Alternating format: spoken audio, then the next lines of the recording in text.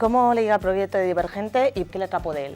Well, my previous movie was called Limitless, and right after I finished doing that, it was with Bradley Cooper and Robert De Niro, they sent me the book.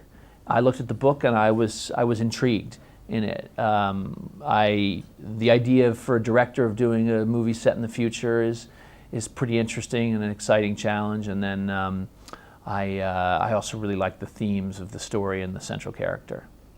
Tenemos entendido que no dirigirá las secuelas de la película. ¿Por qué toma esa decisión? I actually was planning on directing the second one, and I was actually hired. I was talking to my production designer and my producers last fall and setting it up.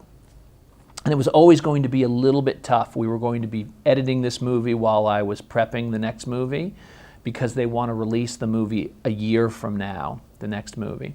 But then at a certain point, I decided that I wanted to shoot some additional scenes for Divergente, and once I did that, then that was too much. There was no way I could be preparing to shoot scenes for this movie, editing the movie, mixing the movie, and then still be prepping the next one. So at a certain point, I was like, I can't do it.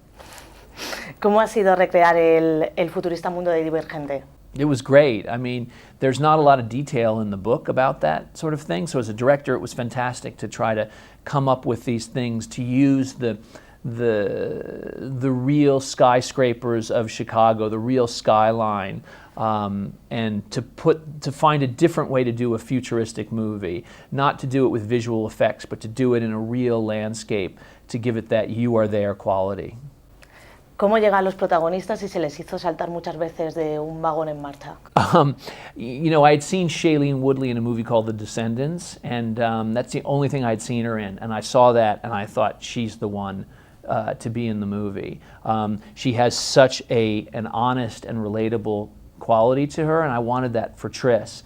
But then she's also able to do the physical stuff. She's really strong and has a real strength of spirit, actually. So she was first on my list. I hired her right away. Took longer to find Theo James, to find the right guy to play For. And when I put them in a room together, I gave them a screen test, and there was immediately this chemistry between them, and which for the director is incredibly exciting and a huge relief to know that there's going to be, an intense relationship between them. I wanted them to do all their own stunts. They run alongside these trains. We could have done it on a sound stage with visual effects. So I wanted to do it for real. We had the actors, Shailene, Theo, running alongside these trains, grabbing onto them, pulling themselves on, and then jumping off. And then, in a way, even more intense than that, they fight each other, and they really fought each other in an intense fist fight. That's really different for this kind of movie. Como director, ¿fue complicado conservar la esencia de la novela? Yeah, it's always difficult because novels have the advantage that they can write about what the character's thinking, what they're feeling. In a movie, you have to find a visual way to show those emotions, to show those ideas.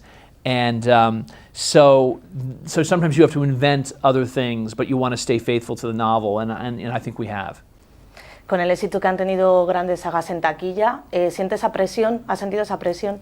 A little bit, but I mean, I thought that I liked the story, and I thought that we discovered a way to tell that story in a really engaging way. So I felt like we would be successful too. Now, are we going to be really like a phenomenon, like make the most money of any movie that's ever been made? I can't really put that on myself. I did want it to be a success, and wanted it to be a success, and it opened in North America about a week and a half ago, and it's a big hit. So that's again, as a director, more of a relief than anything else. Thank you very much. Thank you.